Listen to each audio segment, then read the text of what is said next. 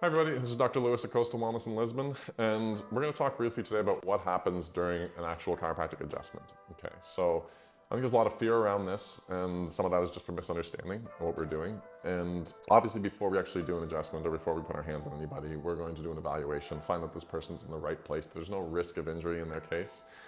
And then we're going in and actually doing an evaluation. We're going to find out what needs to be adjusted, what needs to be moved, or what's contributing to this person's current symptom presentation, if they have any. So one of the most common reasons people are fearful of adjustments is because they look kind of dramatic. They look kind of like, an aggressive movement. And that's because it's a high velocity, low amplitude thrust. And that means that it's very fast, but it's not a lot of depth or it's not a lot of movement that's actually happening. This often coincides, not always, but coincides with a release of pressure or release of gas that gets released from that joint as the joint gaps. And that leads to, of course, even more of a dramatic effect. And this leads people feeling more and more fearful of it. Some people, of course, don't have any fear over this and like the sounds of that, but this is often one of the reasons why it can be fear-inducing. So the most important thing to understand about an adjustment is we're not actually applying a force through bone itself. We're actually applying a force through the planes of motion of the joint. Okay, so in the neck, for example, we have 7 different vertebrae. All those vertebrae form multiple articulations with their adjacent vertebrae, and what makes up all this movement, okay? So when we're evaluating, can the neck move in the way that's supposed to? And if not, we're finding those joints that are not able to move, and we're trying to restore motion that should already be there, okay? And this could involve just an adjustment. It could involve adjustment plus exercises or changes in certain positions that you might be holding throughout the day, et cetera, et cetera. But one of the things, or one of the reasons that people feel relaxed or improvement in pain and sensation after an adjustment is because when we apply that force and restore that motion, there's this barrage of afferent information or neurology that goes towards the brain, including proprioceptive information. This leads to this outflow of efferent information that leads to a relaxation. So there's a communication about, that happens between the local area of restriction and the brain.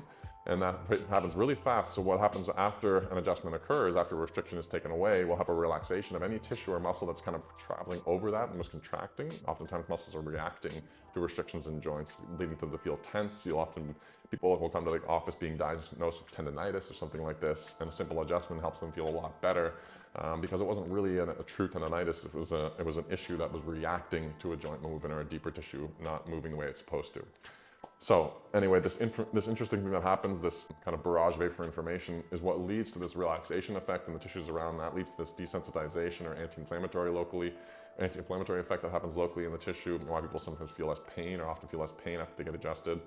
And it's also this same aberration or this flow of information that kind of leads to this relaxation effect in the body. Oftentimes restrictions to the spine can lead to more of a sympathetic response, and adjusting it can lead to this shift in parasympathetic nervous system activity. So we often feel more relaxed, more sleepy after an adjustment, because sometimes sleep extended amounts after you get your first adjustment, maybe 12, 14 hours, is not uncommon.